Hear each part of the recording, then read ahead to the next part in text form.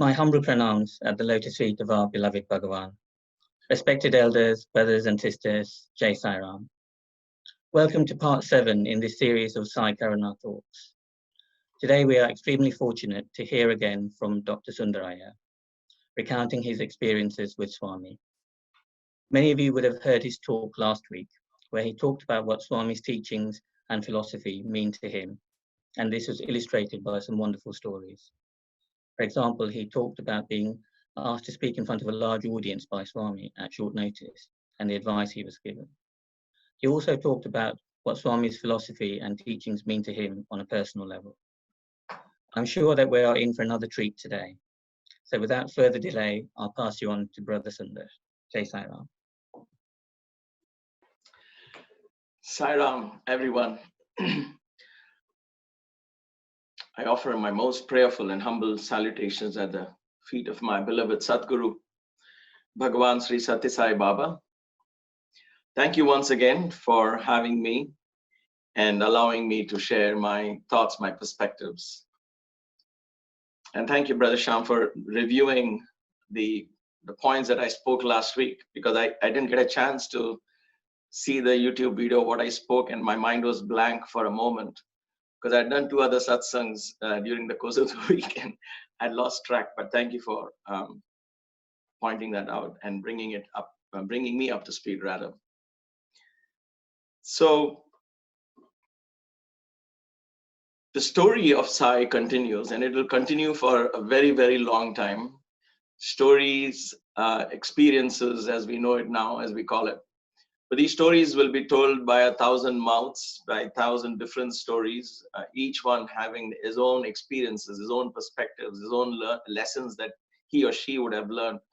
And so this will continue for the rest of eternity. That's my belief, and it's just a great privilege to be part of that, to be one of the few first ones, if you will. If there is some ego in this, and there is just some kind of a pride in saying, oh, we were the ones who started, like, Bhagavatam, if it was started by Sage Sukha and his few disciples, it was like that.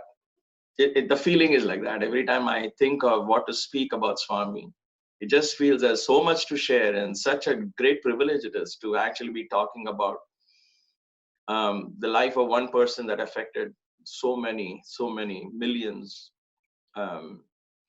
One devotee told me it's over 150 million that he had statistically somehow gathered. And just to think of that one life, one person there who knew one language, born in one remote, God-forsaken place that we call Puttaparthi at one point, not now anymore. It always blows my mind to see how every time a master comes, he sets these examples.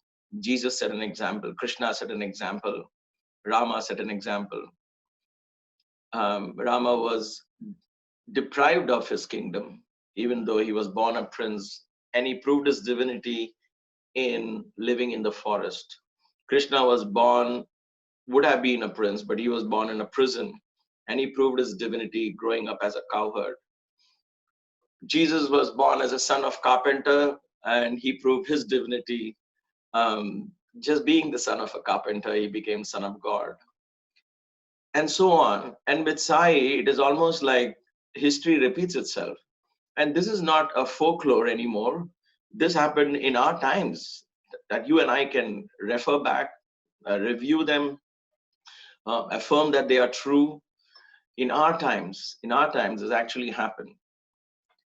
And while I wasn't a direct witness to the very early days of Swami, I met so many old people in the ashram who would tell me stories that were so fantastic.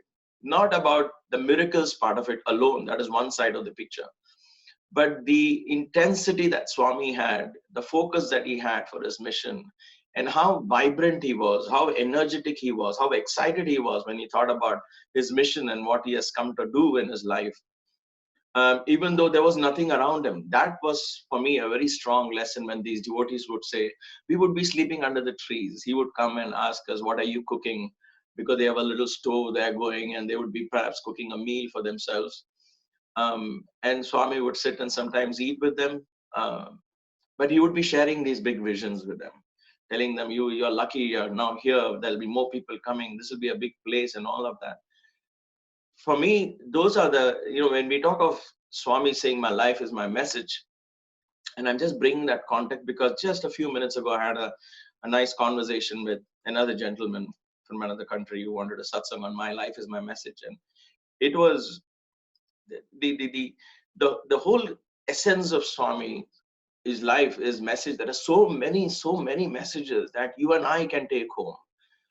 And so in this talk about, when we call it Sai Karuna, as I love the topic, the theme Sai Karuna. One way to look at it is we speak about Swami's compassion. Karuna means compassion. So we talk about Swami's compassion. The way I look at it, somehow the way I've been reading it, is in his all-encompassing compassion, he's allowing these satsang to take place, where we can discuss a lot of spiritual topics, including and mainly devoted around Swami's life and teachings. To me, he has always been the perfect role model, not only in everyday life, but also in the spiritual scheme of things. And every time I'm at a crossroads, at a decision-making point, it's very easy for me to just rely on him and say, what would he have done at this moment, from what little I know of him, what was revealed to me. And then I follow that path. And not all times it's smooth, it's sometimes thorny, but at least I know that my conscience is clear and I'm following the right path. So going back to those days when I was discovering Swami and understanding how crucial this was. This was it was a life-changing, life-transforming, or life-changing, however you put it. Just bear with my English and terms. I'm neither Indian nor US or nor British.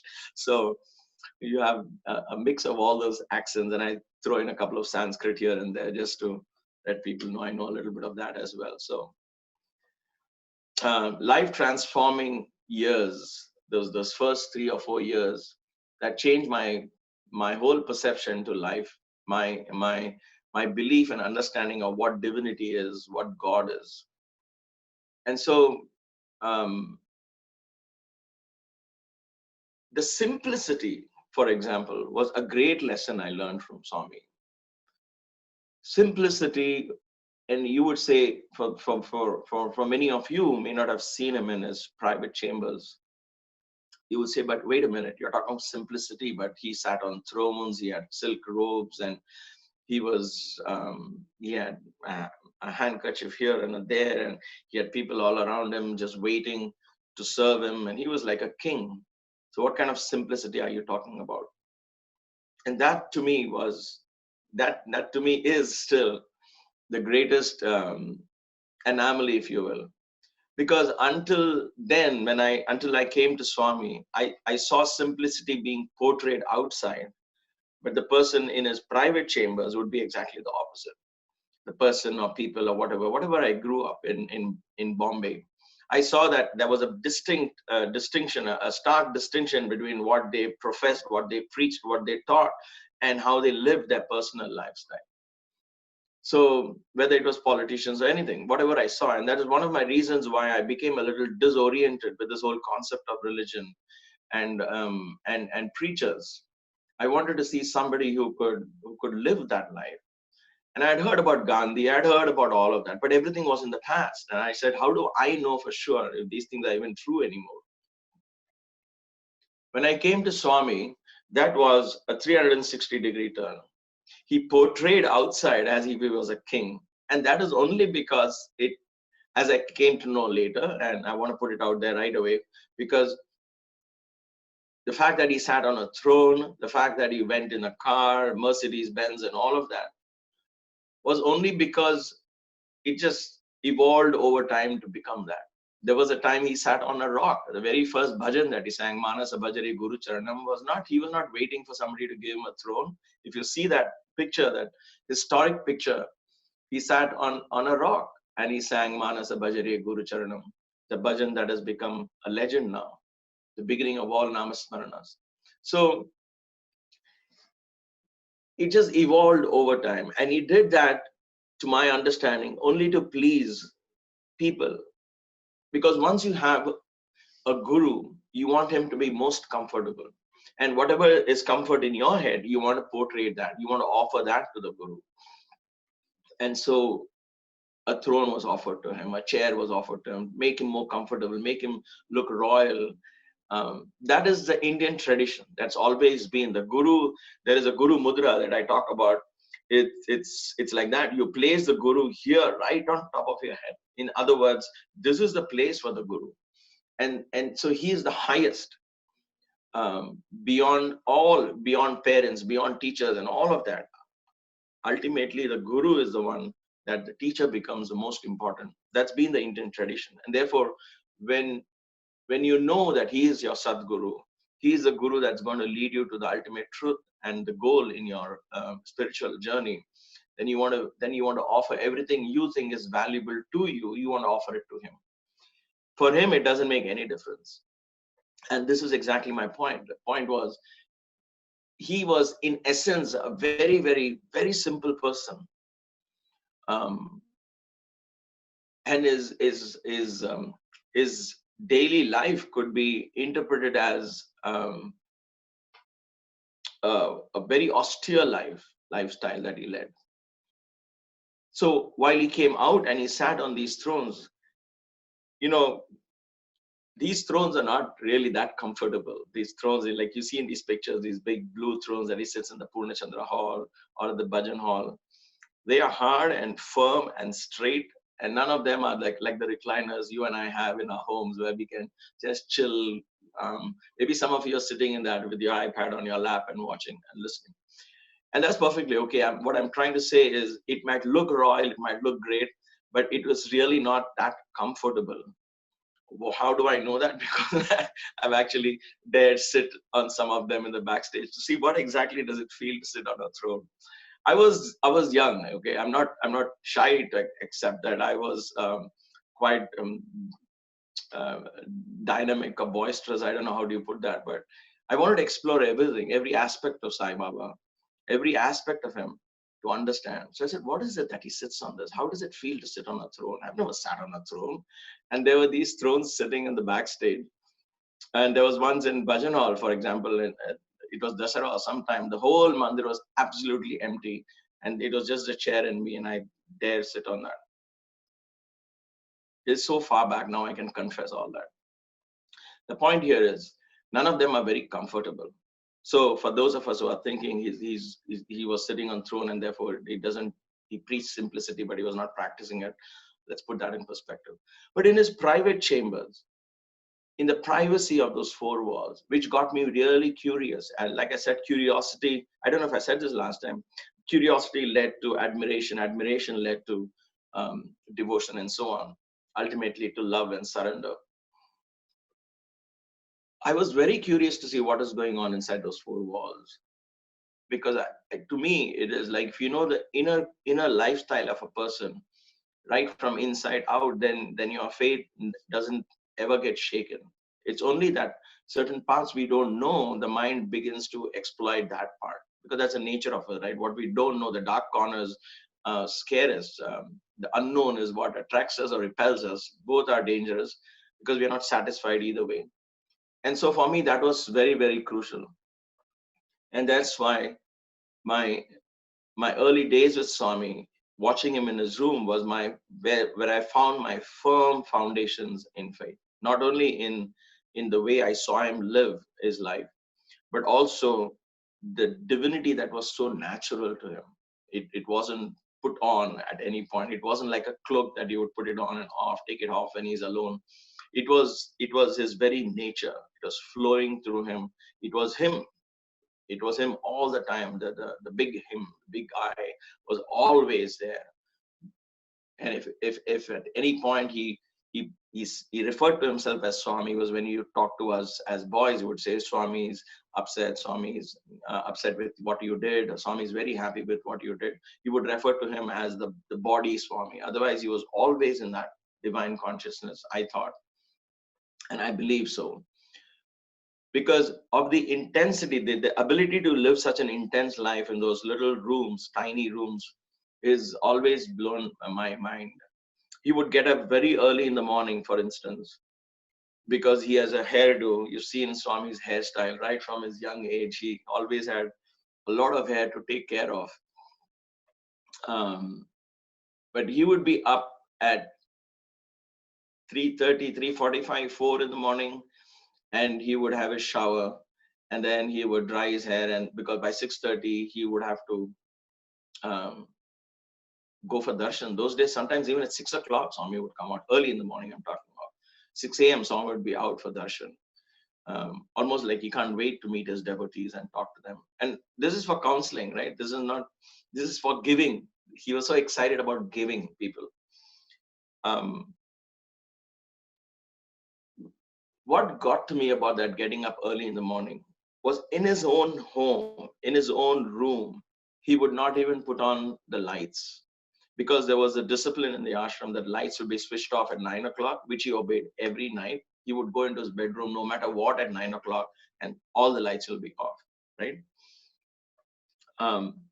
He would be up in the morning, but he wouldn't put on his bedroom light, because in that bedroom there are 4 panels, wooden panels in that one single window in that tiny little bedroom of his. And out of the 4 panels, all of them are wooden, no glass. And out of those 4 panels, 3 of them are closed and 1 is open for some air to come in, which of course covered by a thick mosquito net. But that one window open, Swami would say, if I put on the lights, across from that window is West Prasanthi, the building there. And he would say people would gather there to see, hey, Swami, Sai Baba is up, so we should also be up. We're going to get a glimpse of his hair or do this or that, or get his darshan when he's in his room. Not that you can see him, but then he would say, people will think they're going to see. And then there'll be indiscipline first thing in the morning. I don't want that in the ashram. So in order for that not to happen, he wouldn't put on the room light. What would he do? He had this huge flashlight, the big one, the heavy ones. They, like I always say, the security guards use them in India. I don't know about here. Nowadays, you perhaps don't need them. You have flashlights on your phone. I have only the phone covered. My phone is up there. So you have flashlights on the phone. But those huge flashlights, he had 4 big, the 4 big batteries that go, the red ones. I don't know what they were called. Anyway, because I used to refill them, I remember. So he would take that, place it on his table, put the flashlight on so it will light up the ceiling, and from the ceiling get a reflected light, a very dim reflective light. That was enough for him. That was all he needed. And this was not one time. Every morning it was like that. He will put on that flashlight and let it be on. Even in the night when he has to get up and perhaps go to the bathroom, he would only use his flashlight, not the big lights. In his home. This is in his home, not in somebody else's home where he's trying to be nice and he's set an example. In his own home, on an everyday basis, he lived this kind of austerity. And I would think, why is he doing this to himself? But that was who he was. He wasn't superimposing this discipline upon himself. The reason I'm telling these things are, when in our spiritual journey, we assume certain discipline lifestyle. And then at some point, we feel we need a break from that. That is because we have assumed. It's like a cloak we wear and we want to remove that cloak. When either nobody's watching or we're just tired of wearing it for a while and we just want a break. But what if that cloak becomes your skin and it's just part of who you are? Then you don't need to get out of it. That's who you are. That's your very nature. So his very nature was to be disciplined. And while that sounds like, my gosh, that's not fun at all, because we have come to understand that indiscipline is somehow the way to live our lives. That's how we have been trained, and simply because as a plant grows early, we put a strong stick right next to it for support. We give it a support so that the plant will grow straight, and we tie it. The plant is not happy, but then the roots get firmly imprinted in the ground, planted in the ground, and when it's ready, we remove the stick, and now the plant grows into a tree, but the tree is straight. It's not tilted all over the place. But in a forest, you'll rarely find a tree that is perfectly straight, very rarely. unless it's like it's a part of the genes of those trees, like you have the red oak trees in California and so on. You will rarely find them straight. They'll always be tilted this way or that way, because there was nobody to straighten those stems when they were young. For us, in our education, in our lifestyle, we are not generally taught that, right? And therefore, it becomes natural for us to think it's okay to be all over the place. It's okay for the mind to roam wherever it does. That's natural, that's okay. And the televisions that we watch now are making our brains so hyper. I'm not saying it's good or bad, it's just a matter of fact of where we are in life. We cannot even understand or fathom the idea of living in a small room with a small tiny window with hardly any light coming in. We keep that for cells in prison cell. We compare that to a prison cell. That was what I saw Sai Baba live every day of his life. It was like he had imprisoned himself. So the lesson I take home from that, and that was his austerity. That was not again self-imposed. That is, he felt perfectly at home with that. This is how it should be. This is how it will be. This is an ashram. And so within the four walls of those rooms, within the four walls of his two rooms, if you will, his living room and his bedroom, there was absolutely no sound at all. When you're around Swami, it's complete silence. He never spoke to anyone. I'm sorry, nobody spoke to him. Nobody started a conversation with Swami. When I mean nobody spoke to him, they didn't initiate a conversation with Swami. I didn't see in all those 15 years, unless Swami would say, "Yem samacharamu," tell me what's going on, and then Professor Anil Kumar will get up and say something or trigger Swami into some kind of a discourse.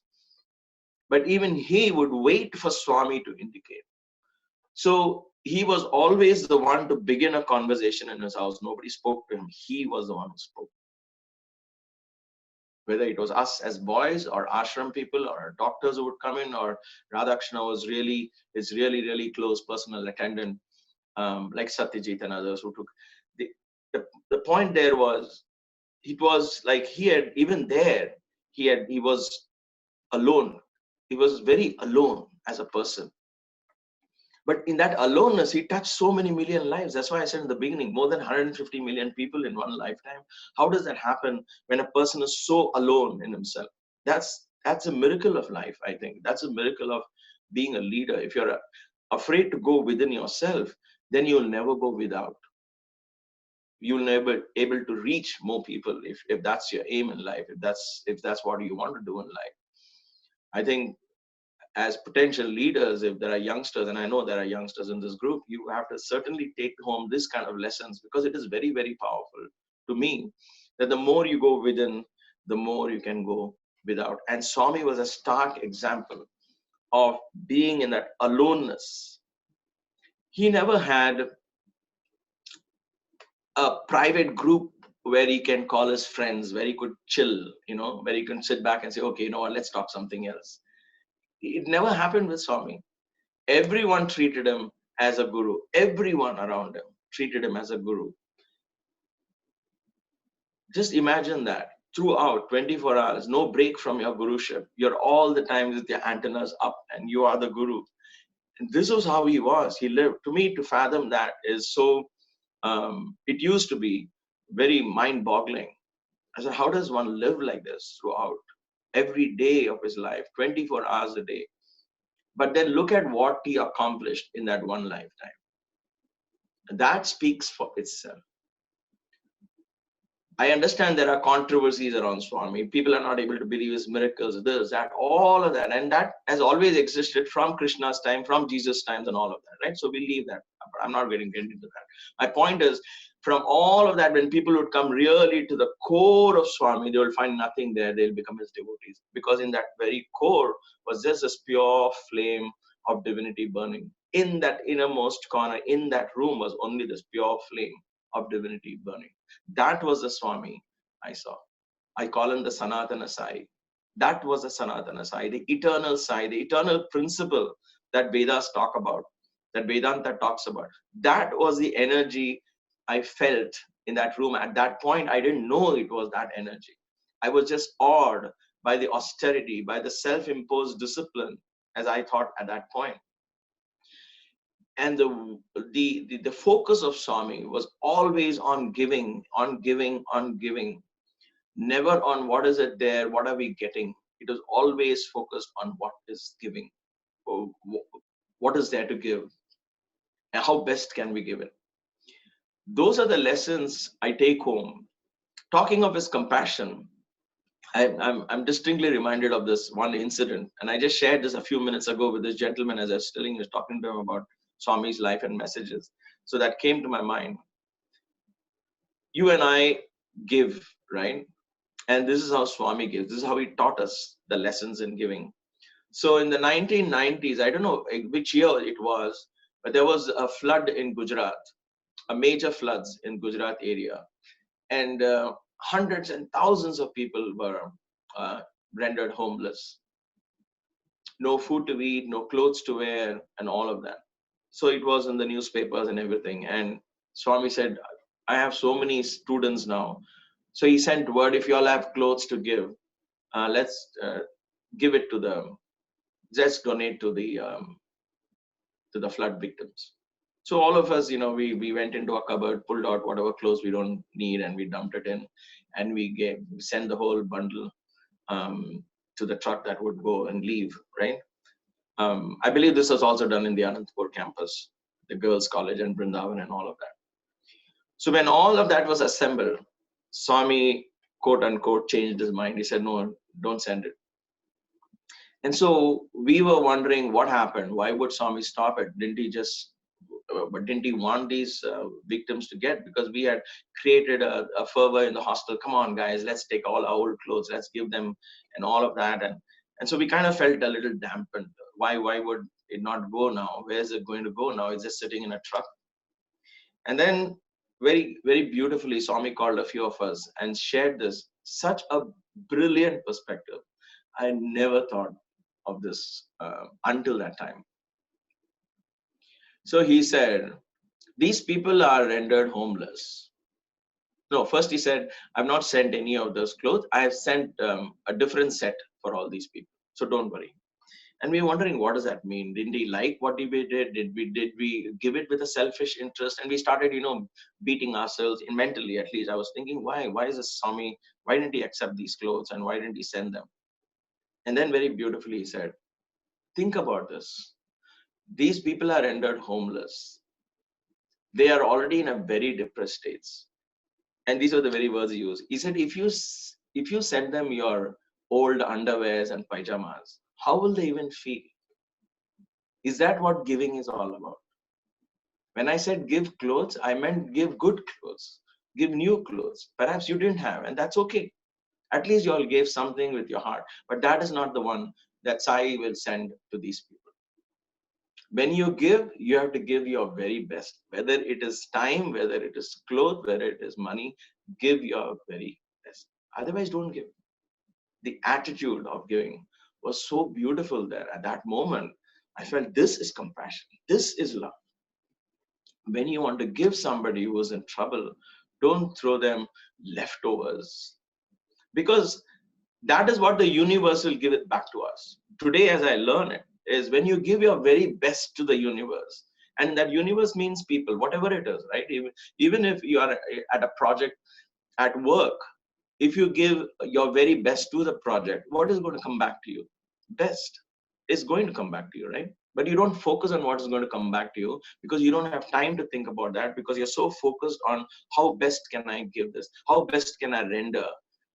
Even if it's singing a single bhajan, how best can I render it? How can I keep improving myself? How can I, you don't have to, after singing, ask others, how did I sing? What did I do? Unless, of course, it's a technical thing that you want somebody to say, was this raga okay, or something like that, or was I on beat? But you would know in your heart there is so much room to improve. And so you go back, even if everybody in that room patted your back and said, oh my gosh, you sang amazingly, you would say, no, I have still more room to improve. So you become your own competitor and you chase excellence. Because when something comes out of you, whether it is a word, whether it's an action, whether it is an act of charity, let it be the very best.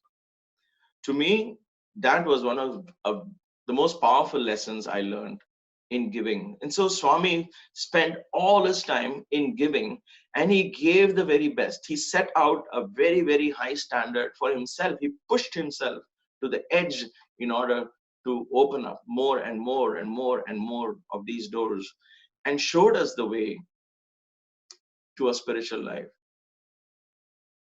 If we want love in our lives, we get it by loving others first. If we want happiness in our lives, we get it by giving happiness to others, making others happy. If we want spiritual upliftment in our lives, then we begin by uplifting others spiritually. There are so many lessons such as these that we learned at Swami's feet, lessons that transformed our lives completely. I can speak for myself that anytime I decide to give to Goodwill or the Salvation Army, we make sure that none of these are torn or tattered. They are in very, very good condition. So we have a rule, Maya and I, when we buy some new clothes, we always take ones which are not seen the light of the day for a few weeks or months, and we say, you know what, anyway, I've not used it for a few months, I suppose their time is up. So we make sure we wash them, clean them, iron them, and make sure if we are giving it to somebody, they should feel like, oh wow, this is worth the price, I'm going to take this. And the poor people can afford it. That, to me, and every time I do that, I think of this one thing of Swami's: when you give, is it the best? Because he said, when you're giving it to these poor people, they are gods in human form. They are also divine expressions of the same devotee. Sarva jiva namaskaraha keshavam pratigacchati. I warned you, I'll throw some Sanskrit here and there. Sarva jiva namaskaraha. Every soul that is in front of you, every jiva that you bow down, your salutation goes to the divine. Sarva jiva tiraskara kesham pratigacchati. So if you criticize a person in front of you, that also goes to the divine.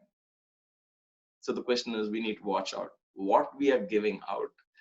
How? That is why one of the pillars, I believe, one of the codes of conduct is don't criticize others. But with Swami, it was always that. So that brings us to another lesson of Swami's life that I take home, is he would never allow negativity to come out of his mouth. Never. If it was done at any point, and if you notice some of his discourses with portrays anger about something, it was in response to a certain context, in a certain situation. He wanted to send message to those people, but from his own self, it was never negative in that sense. Chiding somebody or being angry with somebody or teaching, disciplining somebody is not negative. I'm not talking about that at all. I am talking of, by nature, there's no cannot do or a but or an if in Swami's dictionary. There was no if and buts. There was no but. Oh, I could do that, but we don't have money. Oh, is that good? Let's do it. If there was something exciting, he would push us to go ahead and do that. That kind of that kind of learning, that there was nothing that was impossible, is reflected today in Swami's hospitals.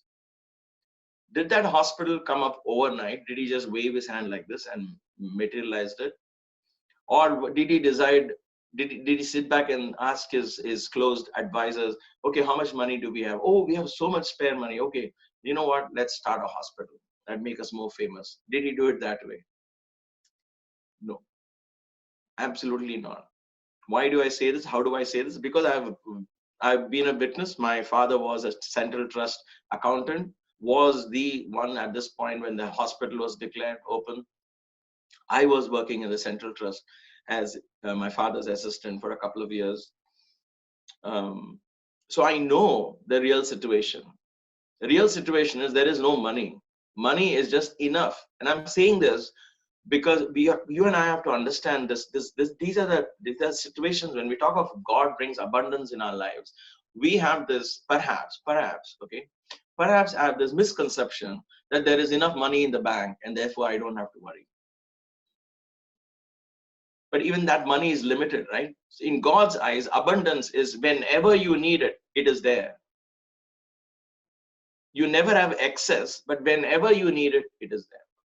That to me is abundance. So before I come back to that, let me just finish this thought on abundance. Think of a river. If there's excess of water in the river, it becomes flood.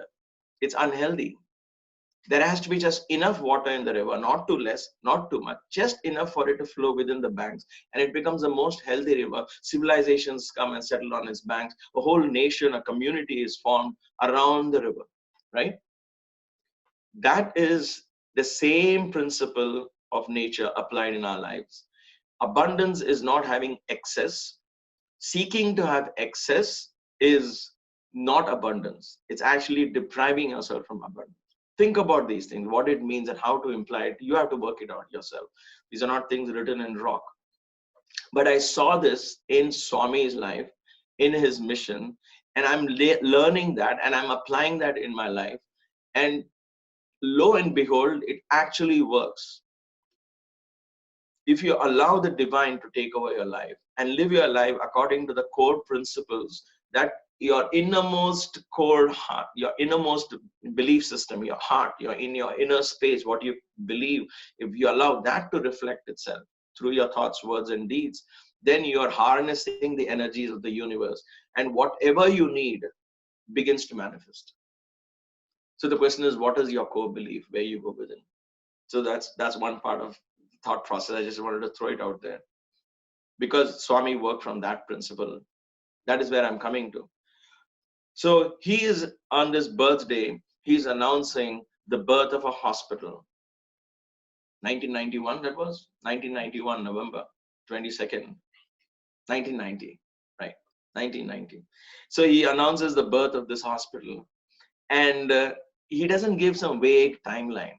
He says next year there will be this hospital, super specialty hospital, and we'll perform the surgery and so on. He's given 1 year's time. And look at that massive building that was in place in that 1 year's time. It's fascinating how that materialized. At this point, just hold back that temptation to lean back and say, but he is divine, he can do that. Yes, there is no doubt about that. But that does not mean that you and I cannot make such a manifestation in our lives. To me, that is the lesson we have to take home. It is not blasphemy to think like that. It is not blasphemy to walk in the footsteps of a divine master. Because that was the purpose of his life, to show us, look at this. With nothing, I can create everything. If I can do it, you can do it too. This was a message of Jesus. This is a message of Krishna. This is a message of Rama. This is a message of Sai. It's never going to change. It'll never change. But if you and I sit back and say, oh, he can do it, he is God, he is somehow descended from the heavens above, we are these pathetic human beings, we are just going to be crawling like insects from birth to birth, we don't know when liberation will come, he's going to help us someday. That is the most pathetic. That's never taught in any religion I know of, and definitely not in Sanatana Dharma, and more specifically, definitely not in Sai's teaching. Sai's teaching is to you and I to believe that we are divine. We have the same, it is potent, it's in a potent form, right? It's in a potent form. And therefore, how do we release this potential energy within us? How do we release this energy that is never ending in its capacity to give? Those are the lessons we take from Swami's life. And he proved it to us at every stage he proved it to me. And that is what I want to share with you. That is the reason why I'm saying about the trust and money and all of that. For no other purpose other than this. So there was just enough money to pay off lecturers and students, and because he's running a full-fledged institute at that time already, he's running a huge ashram. This was in 1990 I'm talking about. A huge ashram that already had round buildings, and he had South Prasanthi 1, 2, 3. So it had kind of really expanded. Maintenance is always there. So you know how it is, what it could cost, just the minimums. Right? On top of that, birthday festival, Swami said, let's give free food and all of that. So was he just like a kid who was just throwing up ideas without any respect to what resources are available? I guess he was. But by throwing ideas like that, it wasn't for his selfish purpose. Right? A kid throws up a tantrum saying, I want iPad, I want TV, I want this, I want that, I want an ice cream, or whatever it is he throws a tantrum for. Hopefully a 5-year-old or 3-year-old doesn't throw a tantrum for an iPad. I don't know, we don't have kids, but we don't know what kids throw a tantrum for these days. But that is for what the kid wants in his life. Swami would throw a tantrum, not a tantrum. Swami would bring these great visions only to give people. There was nothing that he ever expected. And in that, the universe begins to flow through him, and it made things manifest. So this is the beauty of Swami's life. And this hospital stood, this hospital manifested itself, so hospital was built, people were assigned, volunteers were gathered, people were trained, put there. My wife is one of them who was the first batch of nurses who were trained. She's done Bachelor's of Arts, BA, Bachelor's in Arts. And she is now doing, or she was at that point doing open heart, assisting in open heart surgeries in the operation theater. So where from learning history and arts and culture to holding a live heart in your hand and stitching up after the doctor. Look at that leap. Only Baba could train you, because he didn't have this conditioned mindset that I need to look for this.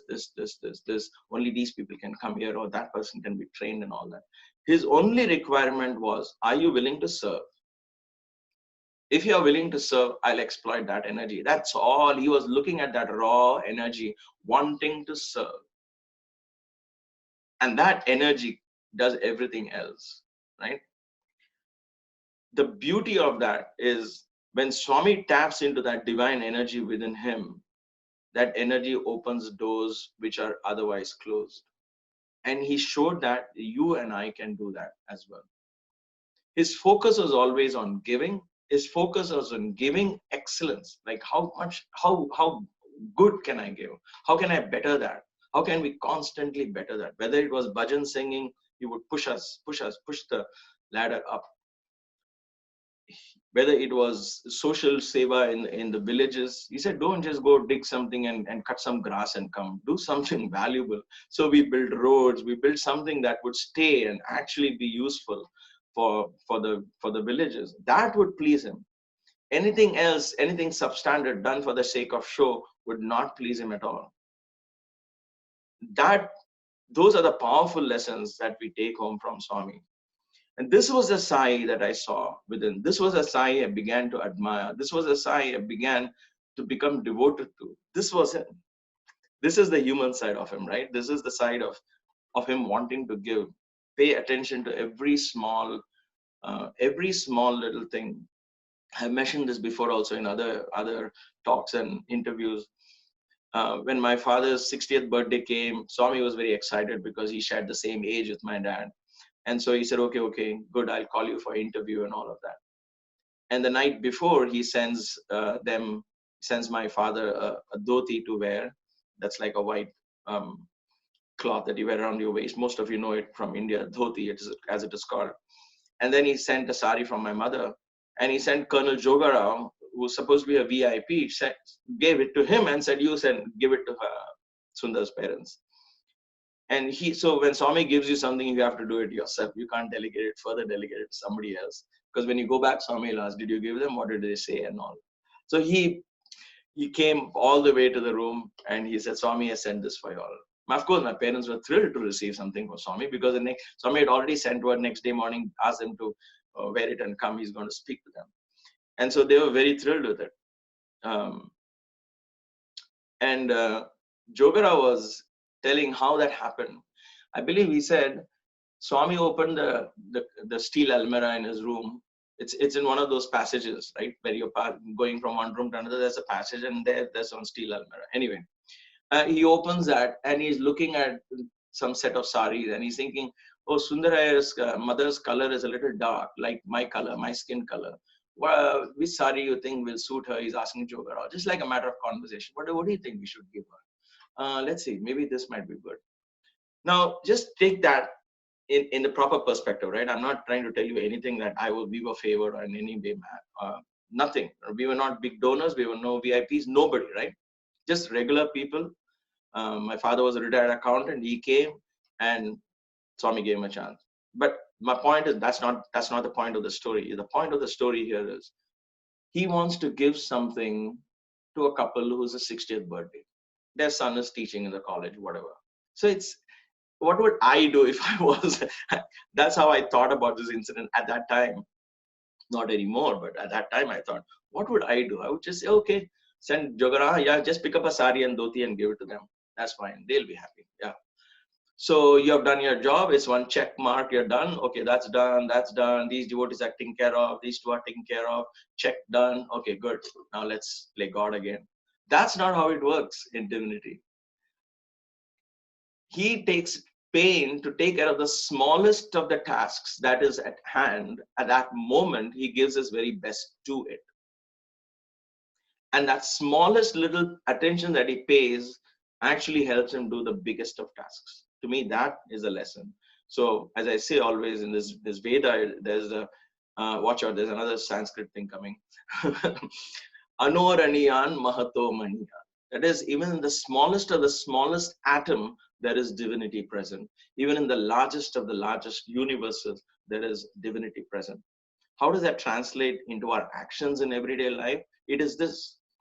If we are spiritual, if we have progressed spiritually, and we want to know if we have progressed spiritually, the best way to know it is, how do I handle small tasks in my everyday life? That reflects your innermost person. You know, even in modern psychology, they say put a person under the floodlight and you know, stage lights, and ask him to speak something impromptu, and the truth will come out, whatever it is. It's like that. At any given moment, when there is some untoward thing, unexpected thing rather, either good or bad, something unexpected happens, how you are able to handle it shows where you are in your spiritual journey, where your consciousness is, how big or how small your mind is. That reflects the smallest little thing. For instance, if I get up and just throw my bed sheets in the morning, when I get up from bed, I just say, I'm not interested in doing my bed. I just get up and walk away. To me, and I'm talking of it from my personal point of view, because I saw Swami paying attention, to me is, if I don't pay attention in that very first moment, how I'm getting up from my bed, what is my first thought as I stretch and open my eyes, from there on, if I pay attention to every small little thing, then that is going to help me manifest whatever else I want to manifest. But if I ignore those small things, thinking they don't have matter, and the big things really matter, then the big things are built on a very shaky foundation. These small acts build a very strong foundation of the big. That's why in my personal training with Swami, he would be very, very sensitive if I would move when I'm sitting in front of Swami. Yet the person next to me will be sitting like this, or he will look like this, he will do it like this with his neck and all of that in front of Swami. And Swami will just smile at him. But if I would move like even slightly like this, Swami will, he'll frown and he'll say, "EMT, what happened?" The point was, he had put me in this path of yoga, so he was expecting a standard from me. It was very different from somebody else. So with him and me, every small little act became a mindful act. He trained me in that. I'm very, very grateful to that. Am I perfect? No, I'm never going to be perfect, because the learning is always going to be, there's no end to improving yourself. There's no end to mindfulness. There's no such thing as, okay, now I've learned to be mindful, let's see what next. Because a situation comes, a person comes, a circumstance comes in your life which has never happened before, and that again shakes or tests your equanimity or tests your mindfulness, and you're like, oh wow, how did this happen now? Okay, there's something to learn. It keeps you humble, it keeps me humble, and I'm glad it's that way, because that's what makes life very exciting, and practice of spiritual path become very exciting. But with what I take home from Swami is paying attention to those little acts of giving. He put in so much effort. That is what reflects in the big tasks that he did. So, like I said, there are so many aspects of Swami's life and Swami's teachings. Not because he portrayed them to the public. These were when cameras were not on him. These were when devotees were not watching him. These were when it was one or two of us with Baba. And what I saw was, when he was alone, he was God. When he was with us, when he was among children, like he said, I'm a child among women, I'm a woman. Among men, I'm a man.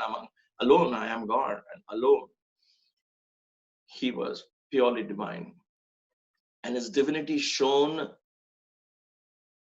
in his simplicity. Divinity shone through his, I know shined is not a word, so I think shone is the right word. Shone through his austerity, not self-imposed, but I think that humility comes in his humility, in his capacity to give unconditionally, in his capacity to be very, very focused and very clear about what he wants to do, when he wants to do, how he wants to do. And his fearlessness, absolute fearlessness, not afraid of making mistakes, not afraid of thinking what others will think of him. Take, for example, his very form that he adopted, big hairstyle, bigger hairdo, clean shaven, silk robes. Not that he has silk robes from the beginning, right? It evolved. If you look at the earlier pictures, he just had a long kurta and a dhoti, and it evolved. The dhoti kept going inside, and a big rope came out on the outside. Even to think of that, I would think at his time, as a young boy, when he stepped out to do this mission, he would have looked around to see what a holy man looking like, right? Which holy man looked like what Swami looked like? Nobody. Nobody. They either had long hair, matted hair, beard, a kamandalu on one hand. That was 1920s holy men of rishis and yogis. That is what you would see. So their God would be like Shiva or somebody, again, matted hair, ash on your body. But here comes this boy and he starts growing hair like never before. The one and the only trademark, if you will. One and the only. You know, in modern parlance, we talk about branding. He branded himself in such a way that nobody can ever dare copy him. And if they do, they're only going to copy him. There's nothing original in what they do. He was a pure original. Where does that come from? Fearlessness. Fearlessness that what will others think? Nobody has done this before. Will they even accept me if I'm holy because of my hairstyle? You know, like, why am I sharing this? Is as humans, we need to think what could have gone on in Swami's mind. This is what all this went on in my mind. And the only way I could, and I can still come to terms with what would have gone on in that human being's mind, in that body, in that mind, is that only answer is he was tapping into that divine source. That was what gave him that fearlessness. That is what gave him that courage. And this is not a son of a big rich man who said, I don't care what people think. I have the money. I can influence people with my style and all that. No. This was a lone village boy who had nothing to give other than saying, I want to teach spirituality. He broke all the common parameters, if you will, that everybody believed that is necessary. He broke all of them.